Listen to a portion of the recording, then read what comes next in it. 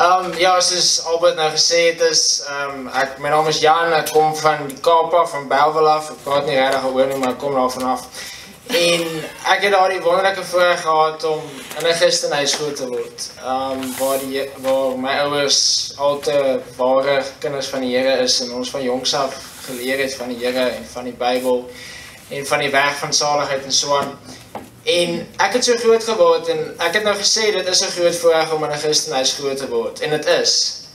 Maar aan die ander kant is dit ook 'n baie groot gevaar dat 'n mens so baie kopkennis opdoen en so gewoond raak in die evangelie dat jy later aan begin sukkel om te onderskei tussen kopkennis en hartskennis. En dit is wat met my gebeur het. Ek het werklik waar al die kopkennis in die wêreld gehad en ek het 'n paar keer toe ek so 6, 7, 8 jaar oud was my lewe vir die Here gegee. Omdat ek geweet het dit is wat ek moet doen. Dit is wat my ouers al gesê het, dit is wat jy moet doen. Almal rondom my het dit gedoen. Ek geweet ek moet dit doen en ek het dit gedoen, maar ek het my kop gedoen. En daar was geen ware berou oor sonde nie, daar was geen ware besef van wat Jesus vir my gedoen het nie. En my lewe het so aangegaan en van buite af het alles goed gelyk. Mense raai dit nie eintlik vandag nie, maar ek was 'n soetseentjie geweest.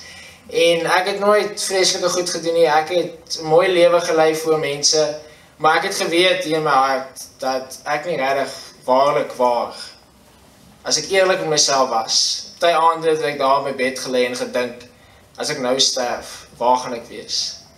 En ek het geweet die hemel, ek sal nie in die hemel wees nie. Ek het geweet, as ek regtig wel eerlik met myself was, het ek geweet ek is nie reg met die Here nie. En my lewe het so aangegaan totdat ek toe ek op ouderdom van so 13, 14 was, het ek eendag 'n video gekyk met die naam van Burning Hell. En miskien het party van julle dit al gesien, hierdie video gaan mos oor die hel en hulle praat oor die werklikheid van hel, probeer 'n bietjie uitbeeld van hoe die hel dalk lyk. En as 'n jong kind het ek hierdie video gekyk en ek het bang geraak. En ek onthou ek kon nie wag om by die huis uit te kom nie en ek het na my ma toe gegaan en vir my ma gesê, "Ma, ek wil saam met ma bid, ek wil 'n Christen word." En sy het vir my gevra, "Hoekom wil jy 'n Christen word?" En ek het gesê, "Ek wil nie hel toe gaan nie." En sy het vir my gesê, "Oké, gaan sit gou en dan vat jy 'n pen en 'n stukkie papier en dan skryf jy neer al die dinge in jou lewe wat jy al ooit verkeerd gedoen het. Al die sondes wat jy al ooit gedoen het, klein of groot." En ek het een kant gaan sit en ek het vir myself eerlikwaar gevra, begin nou dink, wat het jy alles verkeerd gedoen? En ek het begin skryf en ek het geskryf en ek het geskryf en ek het nog geskryf.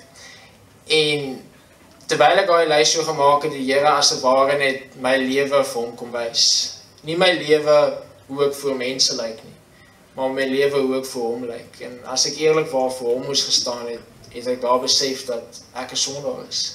Ek het al soveel verkeerde dinge gedoen, ek is deurdrenk met sonde, ek is 'n sondaar en nie net as ek op pad hel toe nie, maar ek het ook besef ek verdien om hel toe te gaan. En ek het my probleem daar besef, maar as gevolg van al die kopkennis het ek ook dadelik die antwoord geweet. En ek het daardie middag toe gegaan en my ma toe en ek het vir haar gevra om saam met my te bid en ek het daardie middag my sondes voor die Here bely en hom gevra om my te reinig en om my te vergewe en om my skoon te was deur sy seun Jesus se bloed en om my sy kind te maak. En deur die genade van die Here alleen het hy dit daai dag vir my kom doen. Hy het my as 'n ware 'n nuwe skepsel gemaak in die Here.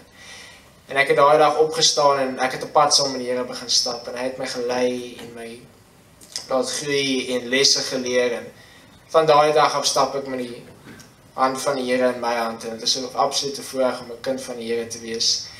En hy het my gelei tot waar ek nou is en ek vertrou hom ook dat hy my verder ook sal lei. En ek sê vir julle dankie dat ek dit vanaand met julle kon gedeel het.